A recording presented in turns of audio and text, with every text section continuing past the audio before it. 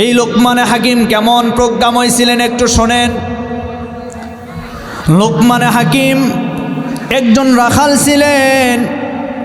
একটা মালিকের উট, ভেড়া, দুম্বা, বকরি এগুলি রাখালের দায়িত্ব পালন করতেন। এলাকার চতুর্দিকে খবর ছড়িয়ে পড়ল লোকমান অনেক জ্ঞানী মানুষ। লোকমান অনেক জ্ঞানী মানুষ। তার যেই মনিব ছিল, এই মনিব একদিন লোকমানকে ডাকলেন কাছে। ডাকার পরে বললেন, আমি মানুষের মুখ থেকে শুনতে পারলাম তুমি নাকি অনেক জ্ঞানী মানুষ। আর তুমি কেমন জ্ঞানী মানুষ আমিও এটা দেখতে চাই, পরীক্ষা করতে চাই। লোকমান, আমি তোমাকে একটা পরীক্ষা করতে চাই। এই যে পাল, ছাগলের পাল, এই ছাগলের ভিতর থেকে সব চাইতে যেইটা উত্তম যে জায়গা, সে জায়গাটা তোমাকে আমাকে বের করে আমার কাছে নিয়ে আসতে হবে। মালিক এবার বললেন, ভালো ভালো যে জায়গা, ভালো জায়গাটা, উত্তম জায়গা, উত্তম যে গোশতের টুকরা আছে সেটা আমার কাছে নিয়ে আসতে হবে। এইবার লোকমানে হাকিম একটা ছাগল জবাই করলেন। করার পরে ছাগলের এই ভিতরে যেই দিলটা ছিল, অন্তর ছিল, দিল ছিল, এই দিলটা বের করে নিয়ে এসে মালিকের সামনে উপস্থাপন করলেন। মালিকের সামনে যখন দিলটা নিয়ে এসে উপস্থাপন করলেন, মালিক ডাক দিয়ে বলেন, বুঝলাম এটাই তোমার কাছে উত্তম মনে হয়েছে। এখন তোমাকে ছাগলের নিকৃষ্ট যে জায়গা আছে এই জায়গাটা আমার কাছে নিয়ে আসতে হবে। এইবার আরেকটা ছাগল যখন জবাই করলেন, জবাই করার পরে ওই ছাগলের যে দিল ছিল ওই দিলটা মালিকের সামনে উপস্থাপন করলেন। এইবার মালিক ডাক দিয়ে বলেন, লোকমান, এলাকার মানুষ তোমাকে জ্ঞানী বলে, সবাই তোমাকে জ্ঞানী বলে জানে, বুদ্ধিমান বলে সবাই সম্বোধন করে, কিন্তু আজকে তোমার বুদ্ধি দেখে মনে হচ্ছে তোমার মতো বোকা মানুষ এই এলাকার ভিতরে আর একজনও নাই। আমি তোমাকে সর্বপ্রথম বললাম ভালো একটা জায়গা, ভালো যেই গোশতের টুকরা সেটা আমার কাছে নিয়ে আসবা। প্রথমে যেই দিলটা তুমি নিয়ে এসেছো, পরে আবার বললাম নিকৃষ্ট যে জায়গা, খারাপ যে জায়গা সেইটা তুমি আমার কাছে নিয়ে আসবা। কিন্তু পরের বারও দেখলাম তুমি আবার আমার সামনে দিলটা নিয়ে আসলা। কারণটা কি আমি জানতে চাই, আমি তো কিছুই বুঝলাম না। এইবার লোকমানে হাকিম মালিককে ডাক দিয়ে বলেন, মালিক, আপনি বুঝবেন কেমনে? ওই পরিমাণ জ্ঞান তো আপনার মাঝে নাই। এবার শোনেন, আমি ছাগলের যে উত্তম জায়গা দিল, এইটা হচ্ছে ভালো জায়গা। দিল মানে অন্তর। এই দিল আপনার সামনে এজন্য দিয়েছি, একটা মানুষের দিল যদি ভালো থাকে, ওই মানুষটার দিল যদি পরিষ্কার হয়, জিকিরওয়ালা হয়, আল্লাহওয়ালা দিল হয়, ওই দিলটা পরিষ্কার হয়, ওই দিলটা জান্নাতি দিল হয়, আল্লাহর জান্নাতে ওই দিল প্রবেশ করবে। আরো জোরে বলেন। এবার আবার আপনার মাঝে আরেকটা দিল যখন নিয়ে আসলাম, আমার কাছে মনে হয়েছে একটা মানুষের যে উত্তম জায়গা দিল, এই দিলটা যদি নষ্ট হয়, এই দিলের ভিতরে যদি পাপ থাকে, ময়লা থাকে, এই দিলটা আল্লাহর কাছে 2 পয়সার কোনো মূল্য নাই। এজন্য আমি আপনার সামনে উপস্থাপন করেছি, একটা ভালো মানুষ হতে গেলে সর্বপ্রথম যে জিনিসটা পরিষ্কার করা লাগবে তার নাম হচ্ছে দিল, অন্তর। সুবহানাল্লাহ পড়েন। আমাদের সমাজের ভিতরেও যেই দিলে আল্লাহর জিকির হয়, যেই দিলে কোরআন তেলাওয়াত হয়, যেই দিলের ভিতরে আল্লাহর আইনের জিকির হয়, যেই দিল সমাজের ভিতরে আল্লাহর আইন চায়, আল্লাহর বিধান চায়, আমরাও সেই দিলকে ভালো দিল বলি। কথা বলেন না কেন? আর যেই দিলের ভিতরে নামাজ নাই, যেই দিলের ভিতরে আল্লাহর নাম নাই, রাসূলের মহব্বত নাই, রাসূলের ভালোবাসা নাই, সমাজের মানুষ আমরাও তাকে নিকৃষ্ট দিল, নিকৃষ্ট মানুষ বলি। কথা বলেন ঠিক কিনা? এই তো হলো লোকমানে হাকিম। এই লোকমানে হাকিমের নামে রব্বুল আলামিন কোরআনে কারিমে সূরা নাজিল করে দিয়েছেন। লোকমানে হাকিম এমন একজন প্রজ্ঞাবান ব্যক্তি ছিলেন, যিনি তার সন্তানকে এত সুন্দর সুন্দর উপদেশ করেছেন, যে উপদেশগুলি রব্বুল আলামিন এই সূরার ভিতরে সুন্দর করে দিয়েছেন। লোকমান হাকিম সন্তানকে উপদেশ করেছিলেন, হে আমার বৎস, হে আমার বৎস, হে আমার কলিজার টুকরা সন্তান, আকিমিস সালাহ, তুমি নামাজ কায়েম করো, তুমি নামাজ পড়ো। এরপরে লোকমান হাকিম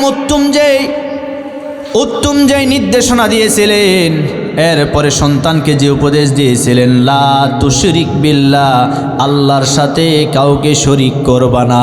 তার কারণ আল্লাহ ছাড়া অন্য কোনো দ্বিতীয় ইলাহ নাই, অন্য কোনো রব নাই। আমাদের রব কয়জন? সবাই বলবেন কয়জন? আরো জোরে বলেন। কোনো সন্দেহ আছে? আমরাও বলি আমাদের রব আল্লাহ। আল্লাহ ছাড়া আমাদের কোনো রব নাই, আল্লাহ ছাড়া আমাদের কোনো ইলাহ নাই। তিনি আইনদাতা, তিনি বিধানদাতা, তিনি সব কিছু করতে পারেন। আল্লাহ ছাড়া অন্য কোনো মানুষের বিধানকে আমরা মানি না। কথা বলেন। আমরা নামাজের মুসল্লায় বলতেছি কুল ইন্না সালাতি ওয়া নুসুকি ওয়া মাহইয়ায়া ওয়া মামাতি লিল্লাহি রাব্বিল আলামিন। আরো জোরে বলেন আল্লাহু আকবার। আয় আল্লাহ, আমার নামাজ, আমার কুরবানি, আমার বেঁচে থাকা, আমার মরে যাওয়া সব কিন্তু আপনার জন্য।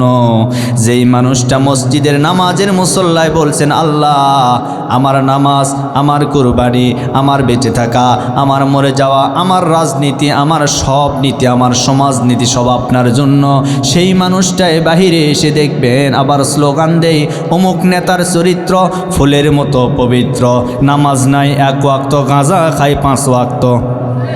এ কথা বলেন না কেন? এই ধরনের নেতার পিছনে আমরা স্লোগান দেই, অথচ 5 ওয়াক্ত নামাজে বলছে কুল ইন্না সলাতি, আমার নামাজ, আমার বেঁচে থাকা, আমার রাজনীতি, আমার চলাফেরা সব হবে কার জন্য? কেউ যদি আল্লাহর জন্য নামাজ পড়ে, আল্লাহর জন্য রোজা রাখতে পারে, তাকে আল্লাহর জন্য সমাজের ভিতরে আল্লাহর আইনের পক্ষে কথা বলা লাগবে। কেউ যদি আল্লাহর আইনের পক্ষে কথা না বলে, যদি মানুষের তৈরি করা নিয়ম নীতির দিকে দৌড়ায়, ওই ব্যক্তি নামাজ পড়লে কি হবে? সরাসরি আল্লাহর জাহান্নামে যাওয়া লাগবে। সুতরাং আল্লাহর আইন বাদ দিয়ে কোনো মানুষের আইন মানা যাবে লা তুশরিক বিল্লাহ, আল্লাহর সাথে কাউকে শরীক করা যাবে না। আমাদের আল্লাহ কয়জন? সম্মানিত ভাইরা আমার, আমরা দেখেছি সেই বিগত দিনে বাংলাদেশে, এই দেশের আপামর তৌহিদি জনতা থেকে শুরু করে আলিমরা এক প্ল্যাটফর্মে ছিল না দেখে জালিমরা আলিমদের পিঠের উপরে চড়ে শাসন করেছে। কিন্তু এখন বর্তমান সময় এমন একটি সময় আমরা অতিবাহিত করছি, আমাদের এখন এক হওয়ার সময়। এই সময়ে আমাদের ভিতরে মাসলাকগত কিছু পার্থক্য থাকতেই পারে, কিন্তু ইসলাম, আল্লাহ এবং রাসূলের দ্বীন রক্ষার জন্য এই মুহূর্তে আমাদের সকলকে ঐক্যবদ্ধ হয়ে এক প্ল্যাটফর্মে আসার দরকার আছে। কথা বলেন ঠিক কি না? এর ভিতরে আমরা কিছু নাস্তিক, কিছু বেঈমান, আব্দুল্লাহ ইবনে উবাইয়ের উত্তরসূরিদেরকে দেখতে পাচ্ছি, যারা মাথায় টুপি, মুখে দাড়ি নিয়ে জুব্বা পরে, যারা জাতীয়তাবাদ থেকে শুরু করে ধর্ম নিরপেক্ষতাবাদের পক্ষ নিয়ে যারা আজকে কথা বলছেন। আমরা আব্দুল্লাহ ইবনে উবাইকে দেখে নাই, এরপরে আমরা কাফের বেঈমানদেরকে দেখে নাই, কিন্তু বাংলাদেশে এই সমস্ত দাড়ি টুপিওয়ালা, এই সমস্ত জুব্বাধারীদেরকে দেখলে মনে হয় এরাই হচ্ছে টাটকা আব্দুল্লাহ ইবনে উবাইয়ের ভাইরা ভাই। কথা বলেন, কথা বলেন। মুসলিম উম্মার এই সময়, এই দুর্দিনে সকল ইসলামী দলগুলি যখন এক জায়গায়, এক প্ল্যাটফর্মে, কিছু মৌলবী টাকার লোভে, এই ক্ষমতার লোভে তারা আজকে তাদের বিপক্ষে অবস্থান নিয়েছে।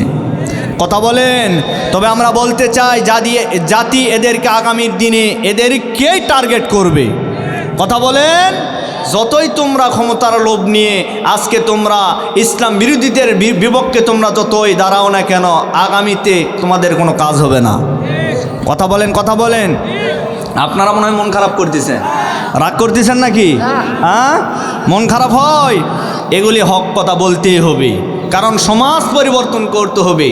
যদিও মনে করছেন যে বক্তা খুব একেবারে অল্প বয়সের তরুণ বক্তা, আমি তো বারবার বলি বর্তমান সমাজের অবস্থা করুন, বক্তাও লাগবে তরুণ।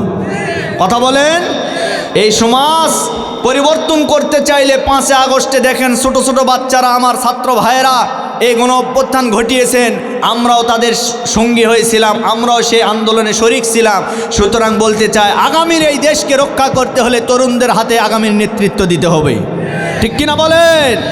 আমার প্রিয় বন্ধুগণ, আমি যেটা বলতেছিলাম যে লোকমানে হাকিম সন্তানকে কি করলেন? উপদেশ দিলেন, লা তুশরিক বিল্লাহ, আল্লাহর সাথে শরিক করিও না। আল্লাহ একজন, আল্লাহ ছাড়া অন্য কোনো ইলাহ নাই, আল্লাহ ছাড়া অন্য কোনো প্রভু নাই। কথা বলেন ঠিক কিনা? আমাদের রব কয়জন? কিন্তু আপনি হিন্দু ভাইদেরকে জিজ্ঞাসা করবেন, তারা এক আল্লাহকে মানে, এক আল্লাহকে বিশ্বাস করে ঠিক, আল্লাহর পাশাপাশি তারা দেবদেবীর পূজা করে, কেউ বা লক্ষ্মীর পূজা, কেউ বা দুর্গার পূজা করে, কেউ বা সরস্বতী, আবার কেউ লাত, মানত, ওজ্জা, হবল, এগুলি দেবদেবীর পূজা করে। তাদেরকে আপনি জিজ্ঞাসা করবেন, তারাও বলবে আমাদের একজন আল্লাহ সৃষ্টিকর্তায় একজন। যদি এরপরে আপনি প্রশ্ন করেন যে আপনারা যদি এক আল্লাহ বিশ্বাসী হন, এক আল্লাহ যদি আপনারা বিশ্বাস করেন, তাহলে এগুলির পূজা আপনারা কেন করেন? তারা জবাব দিয়ে বলবে আমরা এই জন্য করি, আল্লাহ একাই আমাদেরকে কোনো কিছু করতে পারে না, তাদেরকে সাথে করে নিয়ে আমাদের কাজগুলি করে। তারা মনে করে লক্ষ্মীর কাছে গেলে আমাদের সংসারে উন্নতি হয়, দুর্গার কাছে গেলে আমরা বৃষ্টি পাই, দুর্গার কাছে গেলে আমরা যা বলি দুর্গা আবার উপরে ঘোষণা করে, উপরে আবার অভিযোগ দায়ের করে, দুর্গার কথা শুনে উপর থেকে ফয়সালা হয়। আমরা বলি দুর্গাও কিছু করতে পারে না, লক্ষ্মীও কিছু করতে পারে না, সব কিছু যিনি করতে পারেন গলার আওয়াজ ছেড়ে দিয়ে বলেন তিনি কে? আল্লাহ সব কিছু পারেন। আমার ভাইয়েরা, এমন একটা ওয়াজ এই মুহূর্তে মনে পড়ে গেল, বলবো। আমার রাসূল মসজিদে নববীতে বসে আছেন, এমন সময় একজন সাহাবী দাঁড়িয়ে বললেন, হুজুর আমি আজকে আপনাকে আমার জীবনের গুরুত্বপূর্ণ একটা ওয়াজ শোনাতে চাই। সাহাবীরা চতুর্দিকে বসে আছেন, সবাই বললেন এই সাহাবী বসো। আমরা রাসূলের মুখ থেকে রাসূলের সুন্দর সুন্দর বাণীগুলি শোনার জন্য চাতক পাখির মতো মসজিদে নববীতে আমরা বসে আছি, তোমার কথা শোনার এই সময় আমাদের টাইম নাই, তুমি বসে যাও, তোমার কথা আমরা শুনতে চাই না, তুমি বসো। এইবার ওই সাহাবী বললেন, হুজুর আপনি যদি অনুমতি দেন আমার জীবনের গুরুত্বপূর্ণ একটা ওয়াজ আপনাকে আমি শোনাতে চাই। আল্লাহর নবী সমস্ত সাহাবীদের বললেন, ও সাহাবীরা তোমরা এমনি এমনি ওই সাহাবীর উপর রাগ করছো, তোমরা বসো সবাই, দেখি সে কি ওয়াজ করতে চায়, কি এমন কথা বলতে চায়। আমি রাসূল সেই কথাগুলি শুনতেছি। আল্লাহু আকবার। ওই সাহাবী দাঁড়িয়ে বললেন, হুজুর আমি যখন কালেমা গ্রহণ করে নাই, আমি সর্বপ্রথম মূর্তি পূজারী ছিলাম, এমন মূর্তি ভক্ত ছিলাম, আমি নিজে মূর্তি তৈরি করতাম, এমনকি বাজারেও মূর্তিগুলি বিক্রি করতাম। শুধু তাই নয়, আমি মনে করতাম মূর্তিগুলি আমার কাজে আসবে, মূর্তি আমার উপকার করবে, এমনকি আমাকে সাহায্য করার জন্য আমার সাথে করে একটা মূর্তি রাখতাম, সব সময় মূর্তি আমার কাছে রাখতাম। আমি যখনই যেখানে যাইতাম মূর্তি আমি সাথে নিয়ে হাঁটতাম, চলতাম। কিন্তু একদিন আমি আমার রাস্তা চলতেছিলাম, পথ চলতেছিলাম, চলতে চলতে হঠাৎ করে আমার জরুরত সারার জন্য আমার প্রসাবের চাপ দিয়েছেন। আমি আমার প্রসাব করার জন্য আমার কাছে যে মূর্তি ছিল, এই মূর্তিটা আস্তে করে উঁচু একটা জায়গার উপরে রাখলাম। উঁচু জায়গার উপরে মূর্তি রাখার পরে আমি চলে গেলাম জঙ্গলের দিকে। গিয়ে কয়েক মিনিটের ভিতরে আমি জরুরত সারার পরে আমি আমার মূর্তির কাছে চলে আসলাম। আসার পরে আমি লক্ষ্য করে দেখলাম মূর্তির গা থেকে যেন পানিগুলি নিচের দিকে টপ টপ টপ টপ করে পড়ে। তখন আমি ভাবলাম এটা তো আমার রব, এটা আমার খোদা হতে পারে, তার গায়ে পানি মানে এটা রহমতের কোনো পানি হতে পারে।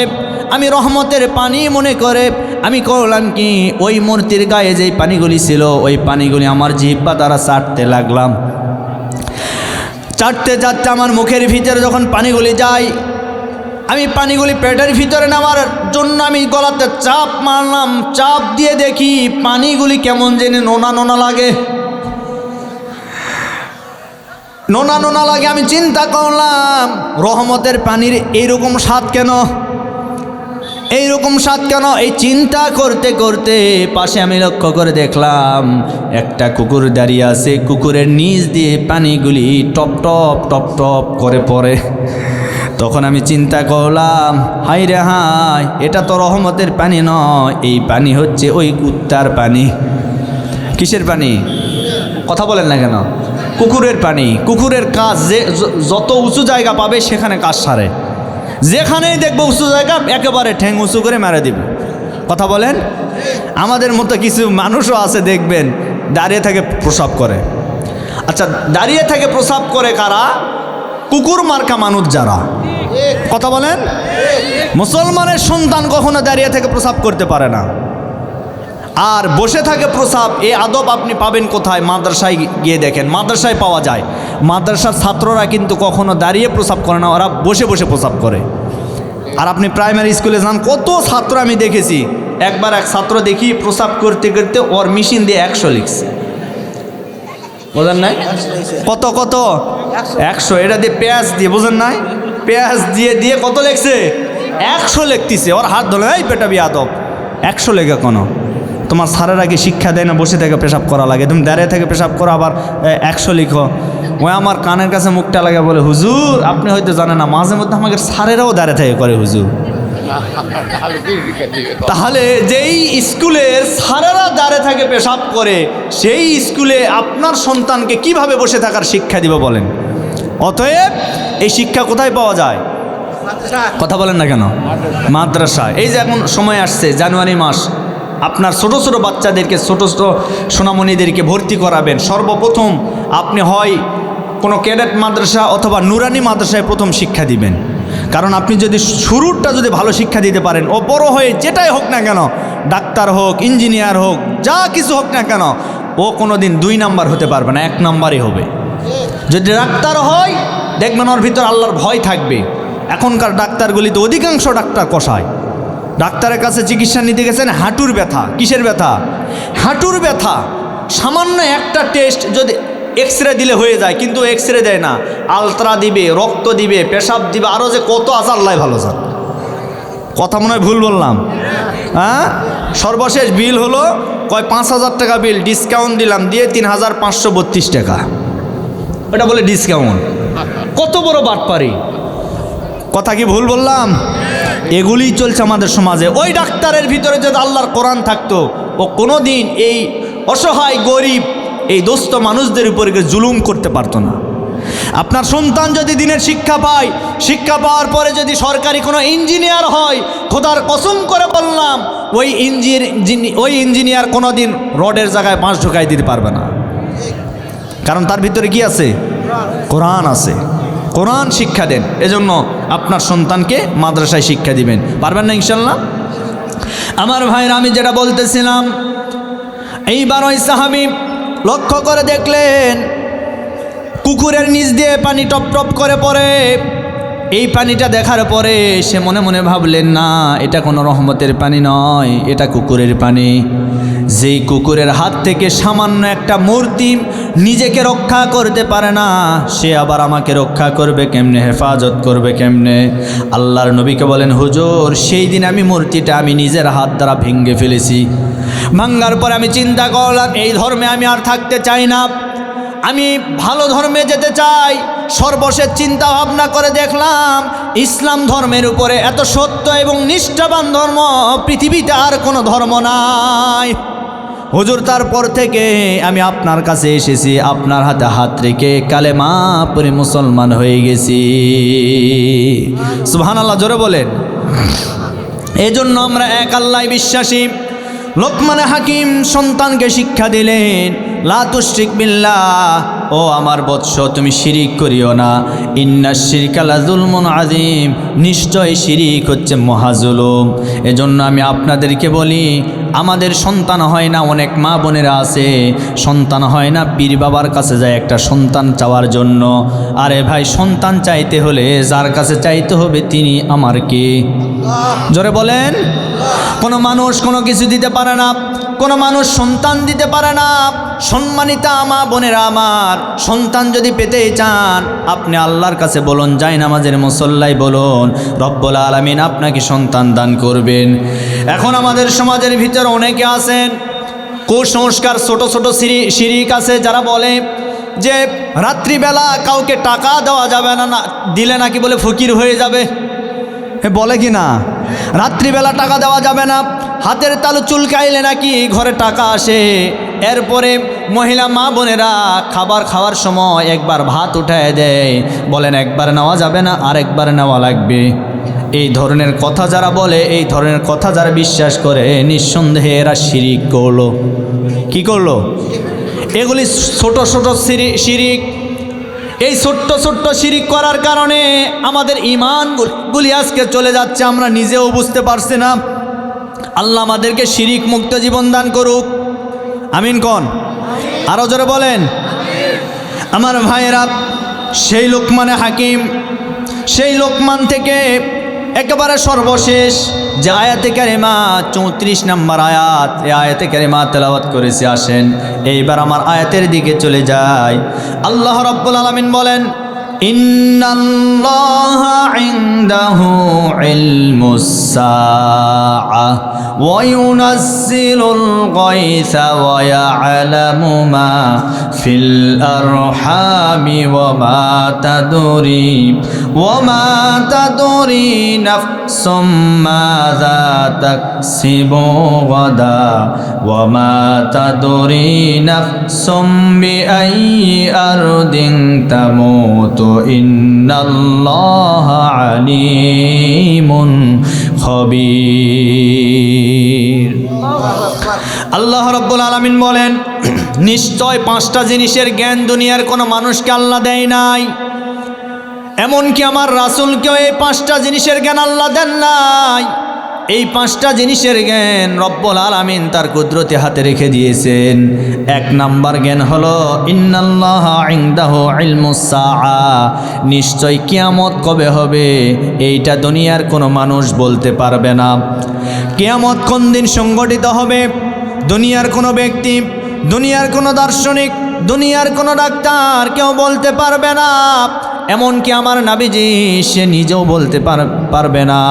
তবে আমার রাসূল আল্লাহর পক্ষ থেকে ওহী প্রাপ্তের মাধ্যমে কিয়ামতের আলামতগুলি দুনিয়াতে বলে গেছেন। কিয়ামতের আগে যে ঘটনাগুলি ঘটবে সেগুলি বলে গেছেন, কিন্তু কিয়ামত কবে হবে এই জ্ঞান শুধুমাত্র যার কাছে আছেন গলার আওয়াজ ছেড়ে দিয়ে বলেন তার নাম কি। এটা হলো 1 নাম্বার। 2 নম্বরে ওয়া ইউনাজ্জিলুল গায়সা, বৃষ্টি আকাশ থেকে কোন সময় নাজিল হবে এইটাও দুনিয়ার কেউ জানে না, আমার রাসূলও জানেন না।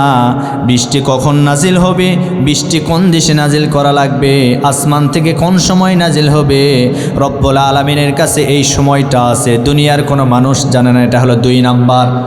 3 নম্বরে ওয়া ইয়ালামু মা ফিল আরহাম, আল্লাহ বলেন মায়ের পেটের ভিতরে যে সন্তান আছে এই সন্তান ছেলে হবে নাকি মেয়ে হবে এই খবরটাও দুনিয়ার কোনো মানুষ জানে না। এই খবর যিনি জানেন গলার আওয়াজ ছেড়ে দিয়ে বলেন তিনি কে। আজকাল মাদের গর্ভে যখন সন্তান আসে 2 মাস, 2.5 মাস, 3 মাস বয়স, 4 মাস পর্যন্ত এই সন্তান কোন সন্তান কি সন্তান বলতে পারে না। এখন বলবেন হুজুর এর পরে তো বলতে পারে। হ্যাঁ, সন্তান যখন পূর্ণরূপে মানুষের রূপ ধারণ করে, স্ট্রাকচার যখন তৈরি হয়, হাত পা এরপরে মাথা মুখ যা আছে লিঙ্গ এগুলি যখন তৈরি হয়ে যায়, পরিপূর্ণ মানুষ যখন হয়, তখন পরীক্ষা নিরীক্ষা করে বোঝা যায় যে আসলে সন্তান লেডিস হবে না জন্ডিস হবে। কথা বলেন, কিন্তু এর আগে তো কেউ বুঝতে পারে না। কেউ বোঝে? জানেন কে? জোরে বলেন কে? আল্লাহ জানে। এই জন্য আল্লাহ বললেন ওয়া ইয়ালামু মা ফিল আরহাম, যে মায়ের জরায়ুতে মায়ের পেটের ভিতরে যেটা আছে ওইটা ছেলে না ওইটা মেয়ে, এটা দুনিয়ার কোনো মানুষকে জ্ঞান আমি আল্লাহ দেই নাই, এই জ্ঞানটা আমার হাতে রেখে দিয়েছি। সুবহানাল্লাহ বলতে পারেন না? এটা হলো 3 নাম্বার, খুব খেয়াল করে শুনবেন। এরপরে 4 নাম্বার ওয়া মা তাদরি নাফসুম মাযা তাকসিবু গাদা, আল্লাহ বলেন আপনি আগামীকাল কি করবেন, আজকের রাত, আগামীকাল যখন দিন হবে আগামীকাল দিনে আপনি কি করবেন এটা আপনি জানেন না। এটা জানেন কে? আল্লাহ জানেন। এটা আপনি বলতে পারবেন না, এটা আমিও বলতে পারবো না আগামীকাল আমি কি করব। যদিও আমি রুটিন করে রেখেছি, কিন্তু ওই রুটিন অনুযায়ী আমি নাও করতে পারি। যিনি করান তিনি কে? আল্লাহ ছাড়া কেউ করাতে পারবেন না। আগামীকাল আপনি কি করবেন, কি খাবেন, কোথায় যাবেন, এমনও হতে পারে আগামীকাল আপনি রোড অ্যাক্সিডেন্ট করে হাসপাতালেও যেতে পারেন। হতে পারে কি পারে না? এটা কেউ বলতে পারবে না।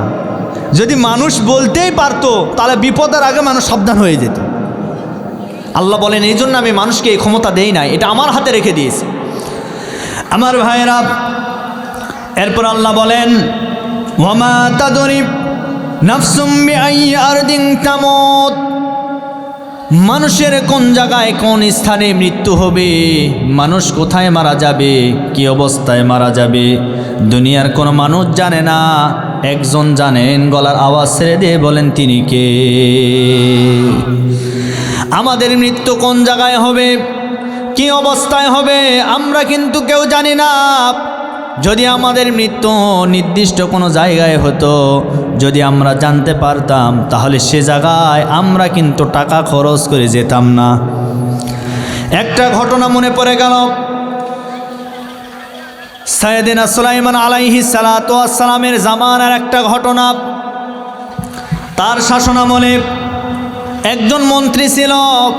এই মন্ত্রীর মৃত্যু হিন্দুস্তানে হওয়ার কথা, কিন্তু ঘটনাক্রমে ওই মন্ত্রী সুলাইমান নবীর রাজ দরবারে দাঁড়িয়ে আছেন। আজরাইল ফেরেশতা হিন্দুস্তানে গিয়ে পেলেন না। এইবার আজরাইল সেখান থেকে চলে আসলেন সুলাইমান নবীর রাজ দরবারে। আসার পরে আজরাইল আলাইহিস সালাতু ওয়াস সালাম সুলাইমান নবীর সঙ্গে কথা বলতেছিলেন। কথা বলতে বলতে এক পর্যায়ে ওই মন্ত্রীর দিকে আর নজরে তাকালেন, টের নজরে তাকালেন। যখন টের নজরে ওই মন্ত্রীর দিকে একটা বার নজর দিয়েছেন, মন্ত্রীর কলিজা পর্যন্ত কেঁপে উঠেছে। তার কারণ আজরাইলের নজর আর মানুষের নজর কিন্তু এক নয়। আজরাইলের নজর যার অন্তরের ভিতরে পড়ে যাবে, সে বুঝতে পারবে তার মৃত্যুর সময় চলে এসেছে। এই জন্য ওই মন্ত্রী সাহেব ভয় পেয়ে গেলেন। আজরাইল ফেরেশতা চলে যাওয়ার পরে সুলাইমান নবীকে মন্ত্রী জিজ্ঞাসা করলেন, ও আল্লাহর পয়গম্বর সুলাইমান, কিছুক্ষণ আগে আপনার দরবারে একজন ব্যক্তি দেখলাম, এই ব্যক্তির পরিচয় কি আমি জানতে চাই।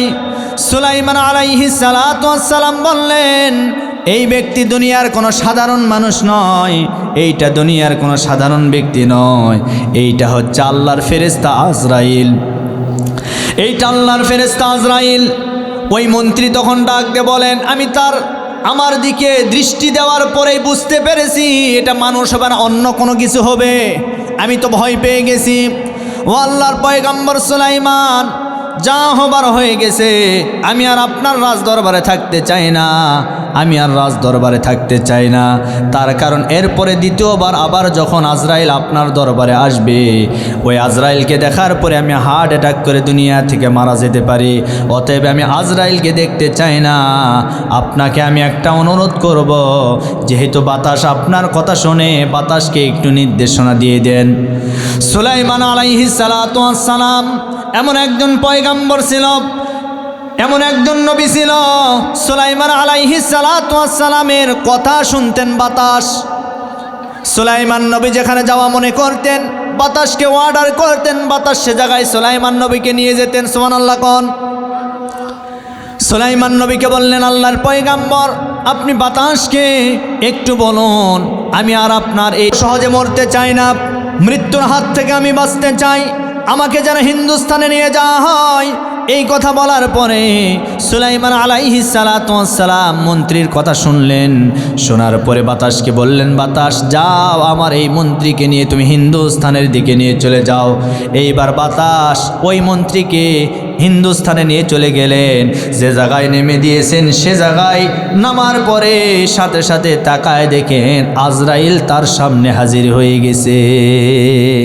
আল্লাহু আকবার। মৃত্যু থেকে বাঁচার জন্য মন্ত্রী গেলেন কোথায়? কিন্তু প্রকৃতভাবে তার মৃত্যু হিন্দুস্তানেই লেখা ছিল, কিন্তু ঘটনাক্রমে সে রাজ দরবারে ছিল। আজরাইল সেখানে না পেয়ে দরবারে এসেছিল। একটা নজর দেওয়ার কারণে চলে গেলেন কোথায়? হিন্দুস্তানে। হিন্দুস্তানে যাওয়ার পরেও বলেন তো, এই মন্ত্রী কি মৃত্যুর হাত থেকে বাঁচতে পারছে? আরো জোরে বলেন, বাঁচতে পারে না। অতএব আমাদের যে কোন সময় কোন জায়গায় মৃত্যু হবে, এটা কি আমরা বলতে পারবো? চোখের সামনে কত মানুষ মারা যাচ্ছে, চোখের সামনে কত মানুষ লাশ হয়ে বিদায় নিয়ে চলে যাচ্ছে। গত কিছুদিন আগে গোবিন্দগঞ্জের আমাদের এক ভাই ফরিদুল ইসলাম ভাই ওয়াজ করতেছিল, স্টেজে আলোচনা করতে করতে স্ট্রোক করলেন, ব্রেন স্ট্রোক। এই টেবিলের উপরে মাথা রাখলেন, হাসপাতালের বেডে চলে গেলেন, 4 দিন পরে লাশ হয়ে চলে আসলেন। সেদিন মনে হয়েছে আসলে মৃত্যু মানুষের অতি নিকটে। কথা বলেন, মৃত্যু মানুষের একেবারে কাছাকাছি অবস্থায়। মৃত্যু মানুষকে গ্রাস করবে, আপনিও থাকবেন না, আমিও থাকবো না, তে আমাদেরকে চলে যেতেই হবে। কেন এত অহংকার, কেন তাকাব্বরি, কেন দলের ক্ষমতার অহংকার, ক্ষমতার গরম, কেন? এগুলি সব মারা যাওয়ার সাথে সাথে মাটির সঙ্গে মিশে যাবে। কথা বলেন ঠিক কি না? আমি কি ভুল বললাম ভাই? আমরা একদিন সবাই মারা যাব কি যাব না? আজকের সর্বশেষ আমার আলোচনার পয়েন্টই হলো মৃত্যু। যারা বলেন কি মৃত্যু, আমরা একদিন সবাই মৃত্যুবরণ করব কি করব না? আরও জোরে বলেন, করব কি করব না? আমাদের সবাইকে একদিন মৃত্যুবরণ করতে হবে। এজন্য আল্লাহ রাব্বুল আলামিন বলেন, আইনামা তাকুনু ইউদরিকুকুমুল মাউতু ওয়ালাউ কুনতুম ফি বুরুজিম মুশাইয়াদা। বান্দা তুমি যেখানেই থাকো না কেন, যদি তুমি একটা দুর্গ তৈরি করো আর সেই দুর্গের ভিতরে তুমি যদি মৃত্যু থেকে বাঁচার জন্য চেষ্টা করো, তুমি যদি মনে করো যে আমি মৃত্যু থেকে বাঁচতে পারবো, আল্লাহ বলেন না, ওই দুর্গের ভিতরেও তোমার মৃত্যু হবে। আজরাইল সেখানেও তোমার জন্য হাজির হয়ে যাবে, আজরাইল সেখানেও উপস্থিত হয়ে যাবে। এই পৃথিবীর জমিনে যার জীবন আছে তার মৃত্যু হবেই, এটাই স্বাভাবিক। আমিও থাকবো না, আপনিও থাকবেন না, পৃথিবীর যত সৃষ্টি আছে গাছপালা কোনো কিছুই থাকবে না। এমনকি যে আজরাইলের জীবন আছে, যে আজরাইল মানুষের জীবন কবজ করেন অর্থাৎ রূহটা বের করেন, সে আজরাইলকেও সর্বশেষ কিন্তু মৃত্যুবরণ করা লাগবে। সে আজরাইলও মারা যাবে, ইসরাফিল মারা যাবে, মিকাইল মারা যাবে, এরপরে জিব্রাইল মারা যাবে। আল্লাহর যত ফেরেশতা আছে সমস্ত ফেরেশতা মৃত্যুবরণ করবে। আপনিও মারা যাবেন, আমিও মারা যাব। যেহেতু আমরা মারাই যাব, মৃত্যুর প্রস্তুতি আমাদের সবাইকে নেওয়ার দরকার আছে না নাই? এজন্য আল্লাহ বলেন, বান্দা তোমরা যেখানে যে অবস্থায় থাকো না কেন, যে স্থানে তোমার মৃত্যু লেখা আছে সেই স্থানে গিয়েই তোমার মৃত্যু হবে। কথা বলেন ঠিক কিনা? আল্লাহ রাব্বুল আলামিন বলেন, ওয়ামা তাদরি নাফসুম বিআইয়ি আরদিন তামুতু ইন্নাল্লাহা আলিমুন খাবীর। এই আমার তেলাওয়াতকৃত আয়াতের শেষে আল্লাহ বললেন, মৃত্যুর যার যেখানে যে স্থানে আছে সেখানেই হবে। বাবাজি, আজকে এখানে মাহফিল হচ্ছে, আগামী বছর এ জায়গায় মাহফিল হবে ঠিক, কিন্তু সে জায়গায় আপনি নাও থাকতে পারেন, আমিও নাও থাকতে পারি। গত বছর মাহফিল হয়েছে, হয় নাই? আচ্ছা, গত বছর হয়েছে, আপনি আশেপাশে তাকায় দেখেন, যাদের সাথে বসে বসে ওয়াজ শুনেছেন আজকে তারা মাটির নিচে অন্ধকার কবরে। কি ঠিক না? এরকম হতে পারে আগামী বছর আস্তে আস্তে আপনিও কবরে যাবেন, আমিও চলে যাব। এজন্য মৃত্যুর প্রস্তুতি নেন। মৃত্যুর প্রস্তুতি আজকের মাহফিলে আপনি তওবা করে মৃত্যুর প্রস্তুতি নিয়ে বাড়িতে যাবেন ইনশাল্লাহ। বলেন আল্লাহ আমাদের কবুল করুন। সম্মানিত ভাইরা আমার, এরপরে মৃত্যু কার কোন সময় হবে, মৃত্যুর সঠিক কোনো সময় নাই। এমন লাশ আমরা দুনিয়াতে দেখেছি, বড় ভাই ছোট ভাইয়ের লাশ কাদের উপরে করে নিয়ে অন্ধকার কবরের দিকে নিয়ে গেছে। এমন আমরা দেখেছি বাবার কাদের উপরে সন্তানের লাশ। কথা বলেন না কেন? এরকম লাশ আমরা দেখেছি। এর জন্য আল্লাহ বলেন মৃত্যুর কোনো সময় নাই। আল্লাহ রাব্বুল আলামিন বলেন, ওয়ালিকুল্লি উম্মাতিন আজাল ফাইযা জাআ আজালুহুম লা ইয়াস্তাখিরুনা সাআতাও ওয়া লা ইস্তাকদিমুন।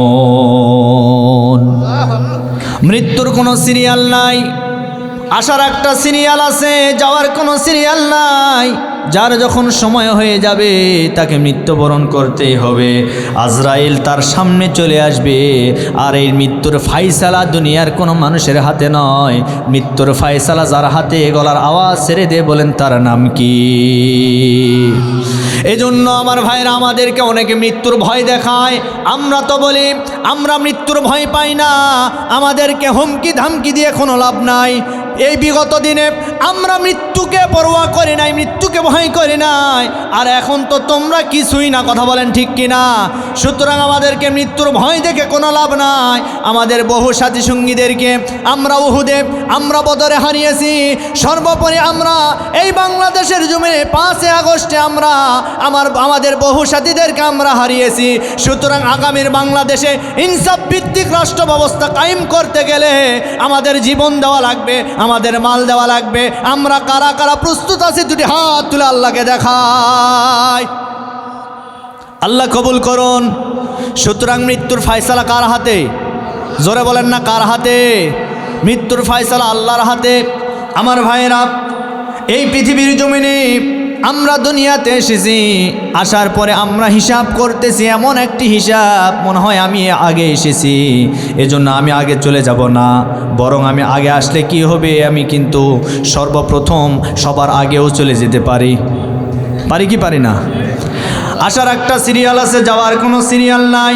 আমার ভাইয়েরা, এই পৃথিবীর জমিনে আমরা যারা দুনিয়াতে এসেছি, আমরা মৃত্যুর সময় মানুষদের 2 শ্রেণীতে ভাগ করা হবে। একটা মৃত্যু হবে জালিমদের মৃত্যু, আর একটা মৃত্যু হবে ভালো মানুষের মৃত্যু। এই 2 শ্রেণীর মানুষ এই পৃথিবীর জমিনে যারা আল্লাহওয়ালা হবে, যারা নামাজ পড়বে, যারা নামাজি হবে, এই সমস্ত মানুষের মৃত্যুটা হবে ঈমানি হালতে মৃত্যু। সুবহানাল্লাহ কোন। আজরাইল ফেরেশতা এদের সামনে আসবেন। আসার পরে আজরাইল ফেরেশতা এই পবিত্র আত্মাকে বলবেন, ইয়া আইয়াতুহান নাফসুল মুতমাইন্নাহ ইরজিই ইলা রাব্বিকি রাদিয়াতাম মারদিয়া ফাদখুলি ফি ইবাদি ওয়াদখুলি জান্নাতি। হে পবিত্র আত্মা, ইয়া আইয়াতুহান নাফসুল মুতমাইন্নাহ, হে পবিত্র আত্মা বের হয়ে আসো। ইরজিই ইলা রাব্বিকি রাদিয়াতাম মারদিয়া, বের হয়ে আসো। এইবার ওই পবিত্র আত্মা যখন বের হয়ে আসবে, বের হয়ে আসার পরে জান্নাত থেকে একদল ফেরেশতা চলে আসবেন। আসার পরে একটা পাতলা কাপড়, সুন্দর একটা চাদর নিয়ে আসবেন। এই চাদরের উপরে ওই পবিত্র আত্মাটা আস্তে করে রেখে দিবেন। এই আত্মা রেখে দেওয়ার পরে এইবার ফেরেশতারা এই আত্মা, এই রূহটাকে তারা আসমানের দিকে নিয়ে যাওয়া শুরু করবে। প্রথম আসমানে যখন চলে যাবে, যাওয়ার পরে আসমানের দরজাটা বন্ধ থাকবে। এইবার যারা দ্বার রক্ষক আছেন তারা জিজ্ঞাসা করবেন, ভাই আজকে এটা কার আত্মা আপনি নিয়ে এসেছেন, কার রূহ নিয়ে এসেছেন? তখন এইবার আজরাইল ফেরেশতা বলবে, এটা অমুকের রূহ নিয়ে এসেছি। ফেরেশতারা তখনই জবাব দিয়ে বলবেন, এইটা তো ভালো রূহ ছিল, ভালো আত্মা ছিল, অতএব তার আজকে কোনো ভয় নাই। তার কারণে এই ব্যক্তিটা আল্লাহকে রব বলে মেনে নিয়েছিল। আল্লাহ রাব্বুল আলামিন সেই কথাটাই বলেন, ইন্নাল্লাযীনা ক্বালু রাব্বুনাল্লাহু সুম্মা ইসতাকামু তাতানাজ্জালু আলাইহিমুল মালাইকা আল্লা তাখাফু ওয়া লা তাহজানু ওয়া আবশিরু বিল জান্নাতিল্লাতী কুনতুম তুআদুন। আল্লাহ বলেন, নিশ্চয় যারা আমি আল্লাহকে রব বলে মানবে, তাতানাজ্জালু আলাইহিমুল মালাইকা, এরপরে রব বলে মানার পরে যারা অবিচল থাকবে, স্থির থাকবে, তাদের জন্য আমি আল্লাহ আসমান থেকে ফেরেশতা নাজিল করব। আল্লাহ তাখাফু, তাদের কোনো ভয় নাই, ওয়ালা তাহজানু, তাদের কোনো চিন্তা নাই, ওয়া আবশিরু বিল জান্নাতিল্লাতী কুনতুম তুআদুন, তাদেরকে আমি রব্বুল আলামিন জান্নাতের সুসংবাদ দান করলাম। ফেরেশতারা ওই সময় বলবে, আজকের এই বান্দা তো আল্লাহকে রব বলে মেনে নিয়েছিল, আল্লাহর ইবাদত করেছে, আল্লাহর আইন মেনেছে, সুতরাং তার স্থান আজকে সম্মানিত জায়গায়। ফেরেশতারা আসমানের দরজাটা খুলে দিবেন। দেওয়ার পরে এইবার ওই রূহটা, ওই আত্মাটা 1 আসমান 2 আসমান করে করে 7 আসমানের উপরে নিয়ে যাওয়া হবে। 7 আসমানের উপরে যখন চলে যাবেন, যাওয়ার পরে 7 আসমানের উপরে একেবারে যাওয়ার পরে একটা জায়গা আছে, তার নাম হলো বাইতুল মামুর। এই বাইতুল মামুর এটা হচ্ছে মসজিদ, আসমানে মসজিদ, ফেরেশতাদের মসজিদ। ফেরেশতারা ওই মসজিদে নামাজ পড়ে। তার পাশে একটি জায়গা আছে, যে জায়গার নাম হচ্ছে ইল্লিন। জোরে বলেন কি? ইল্লিন নামক জায়গায় ভালো মানুষের আত্মাটা ওই জায়গায় রেখে দিবেন। দেওয়ার পরে তাকে বলা হবে আজকে তুমি এই জায়গায় থাকো। ফেরেশতাদেরকে আল্লাহ অর্ডার করবেন তার জন্য জান্নাতের বিছানা তৈরি করে দাও, জান্নাতের নাজ নিয়ামত সে জায়গায় পরিবেশন করো, জান্নাতের যাবতীয় যা সুযোগ সুবিধা দরকার সে জায়গায় তোমরা আজকে তাকে দান করে দাও। সে জান্নাতকে আমরা যেতে চাই, কথা বলেন না কেন? তাহলে এটা হলো ভালো মানুষের মৃত্যু। এখন এই পৃথিবীর জমিনে যারা নাফরমান, যারা পাপিষ্ট, যারা আল্লাহর হুকুম মানে না, আল্লাহর আইন মানে না, এদের মৃত্যু কি কেমন হবে? এদের কি ভালো মৃত্যু হবে? ভালো মৃত্যু নয়। কেমন হবে এবার শোনেন। কি আর 10 মিনিট বলা যাবে? আমাকে 9টা পর্যন্ত সময় দিয়েছেন, আর সময় আছে 9 মিনিট। কি বলবো? তাহলে একদিকে ভালো মানুষের মৃত্যু আমরা পেলাম, আরেকদিকে খারাপ মানুষের মৃত্যু কেমন হবে? সমাজের ভিতরে যারা সুদখোর, ঘুষখোর, জিনাখোর, এরপরে যারা অন্যের হক নষ্ট করে, জমির আইল ঠেলে, এরপরে মানুষের উপর জুলুম করে, মানুষকে অন্যায়ভাবে হত্যা করে, ইসলামী আইন বাদ দিয়ে অন্য আইন মানে, শরিয়ার আইন যারা মানে না, এই সমস্ত মানুষের মৃত্যু কেমন হবে এবার শোনেন। আল্লাহর নবী বলেন একজন জালিমের মৃত্যু কেমন হয়? মৃত্যুর সময় একটা জীবন্ত ছাগলকে তার শরীর থেকে চামড়াগুলি টেনে হিঁচড়ে বের করলে যেমন কষ্ট হয়, তার চাইতে বেশি কষ্ট হবে একটা জালিমের মৃত্যুর সময়। শুধু তাই নয়, আজরাইল ফেরেশতা তার কাছে আসবেন। আসার পরে সর্বপ্রথম জালিমের রুহের উপরে, দেহের ভিতরে যেই রুহটা থাকবে ওই রুহের উপরে আঘাত করতে থাকবেন, মারতে থাকবেন। মারতে মারতে এমন পর্যায়ে নিয়ে যাবেন ওই রুহটা মার আর সহ্য করতে পারবে না। আল্লাহ রাব্বুল আলামিন সেই কথাটা কোরআনে কারীমের ভিতরে সুন্দর করে জানাই দিয়েছেন, ওয়ালাউ তারা ইয ইয়াতাওয়াফফাল্লাযীনা কাফারুল মালাইকাতু ইয়াদরিবুনা وجوههم وأدبارهم وذوقوا عذاب الحريق। আল্লাহ বলেন ফেরেশতা ওই জালিমকে মারতে থাকবে, ওই কাফেরকে মারতে থাকবে। ইয়াদরিবুনা ওয়াজুহাহুম, তার চেহারার উপরে, এরপরে তার শরীরের উপরে মারতে থাকবে। মারতে মারতে এক পর্যায়ে মারটা যখন শেষ হয়ে যাবে তখন আজরাইল ফেরেশতা ওই ব্যক্তিকে বলবেন, এই জালিম আজকে তোর রূহটা আমি বের করতে চাই না, আজকে তোর রূহ তুই নিজেই বের কর, নিজের রূহটা বের কর, আমি আজকে নিয়ে যেতে চাই, বের কর, দ্রুত বের কর। আল্লাহ রাব্বুল আলামিন সেই কথাটা বলেন, ওয়ালাউ তারা ইযিয যালিমুনা ফি গামারাতিল মাউতি ওয়াল মালাইকাতু বাসিতু আইদিহিম আখরিজু আনফুসাকুম। জোরে বলেন আল্লাহু আকবার। আল্লাহ রাব্বুল আলামিন বলেন, এই জালিম আজকে তোর রূহটা তুই নিজেই বের কর। ওই জালিম তখন বলবেন, ও আল্লাহর ফেরেশতা, দুনিয়াতে তো আমি কোনো পাপ করি নাই, দুনিয়াতে কোনো অন্যায় কাজ করি নাই। এই কথা তখন বলবেন। আল্লাহ রাব্বুল আলামিন সেটাও বলেন, আল্লাযীনা তাতাওয়াফফাহুমুল মালাইকাতু যালিমি আনফুসিহিম ফাআলকাউস সালামা মা কুন্না না'মাল। জোরে বলে আল্লাহু আকবার। তখন ওই ব্যক্তি বলবেন, দুনিয়াতে আমি কোনো পাপ কাজ করি নাই। ফেরেশতারা তার কথা শুনবে না, এক পর্যায়ে এসে আরো আফসোস করতে থাকবেন।